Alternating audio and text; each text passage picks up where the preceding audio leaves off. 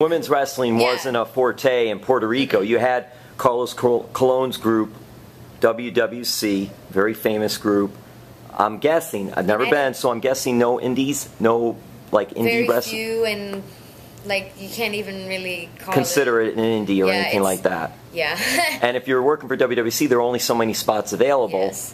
So I kind of, and I had no idea. Like I was like, okay, I'm gonna start wrestling, but I have no idea how.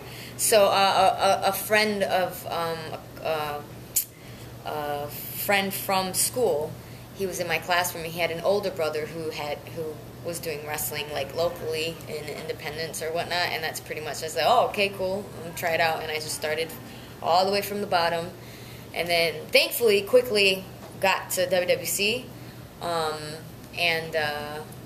You think because of your athleticism that helped you though?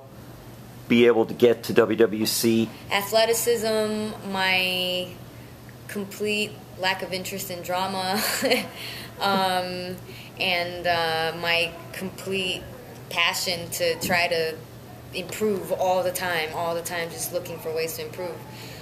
Because, like, I feel like a person can be as athletic as possible, and you can have all the athleticism in the world and all that, but if you don't have a good work attitude, or you don't really care about what you're doing, then you're not really gonna go nowhere. So that's just me.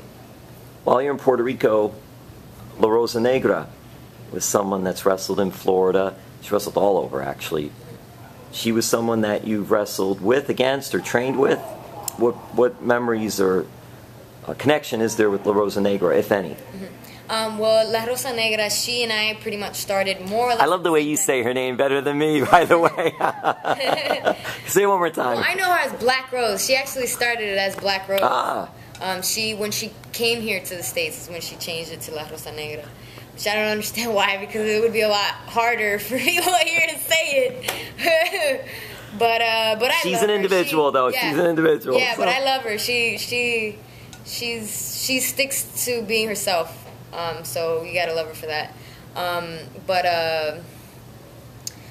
And she's a good person too. Yeah, we pretty much started in the same company, more or less at the same time. And we did train together. But throughout the years, it wasn't like a constant thing, but throughout the years, we've always crossed paths constantly. And now when coming to the States, she came to Florida at a time that I had moved to Florida, so crossed paths again, and I try to help her out because she doesn't know a lot of English. So yeah, so little by little. She's doing better though. Yeah. I got to speak to her. She tries. That's another thing. She really tries. Like a lot of people, especially Puerto Ricans, they don't like to sound funny when they're trying to learn English, but she doesn't care. She tries. She does a really good job. She's very outspoken too. She will tell you how things are. I like Rosa a lot. You spent a little time with WWE.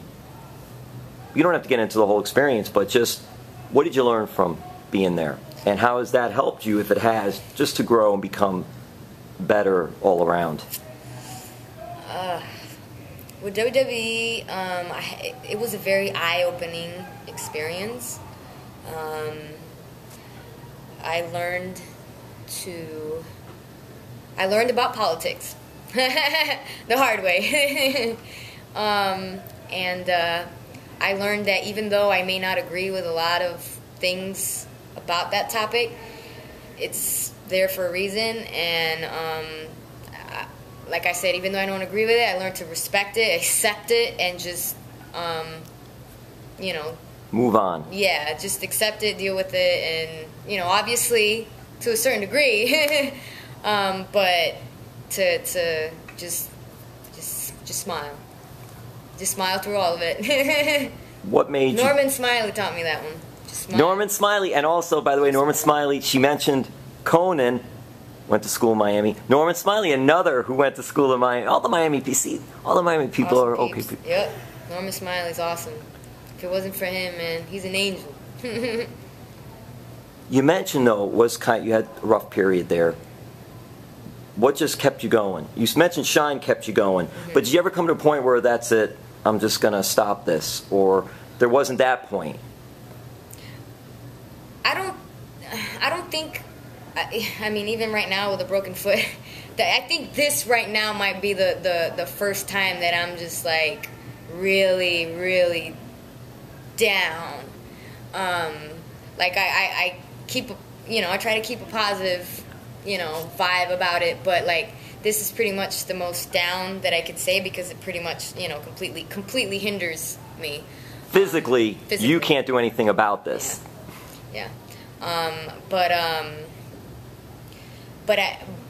Before this, like, there's really nothing that, I mean, yeah, you feel down and everything, but you get, you get a couple days, sulk, get over it, and then is back to myself, like, nope, I ain't letting nobody stop me. That's going to take a lot more than that to stop me, and it's pretty much the same attitude that I want to keep with this broken foot, but I'm pretty sure I'll pull through with the same attitude. Don't rush back, even though you want to. Make sure the foot is fully healed. Yeah. You'll keep going, then you'll have to keep taking time off and all and everything. Yeah. Okay, so Twitter, your Twitter is at Real. Give me your Twitter and Instagram so I don't mess it up. My Twitter handle is at Real Ivelisse. My Instagram is at Ivelisse Velez. Those are the two best ways to contact me. And with Lucha Underground, what can you say to fans why they should watch Lucha Underground on Wednesday nights, 8 p.m. on Rey Network? Well, of course, you want to watch Lucha Underground to see the baddest, but you know what? And of course, my partner is Son of Havoc. And, well, more than anything, it's pretty much everything of why you stopped watching wrestling. When people say, I hear it all the time, I grew up and I stopped watching wrestling. Well, now you have something to watch, be excited about. It completely sucks you into the stories, to the excitement of all the moves and everything. Like, it's just something you really don't want to miss. And we don't want to miss you. Thank you for taking the time.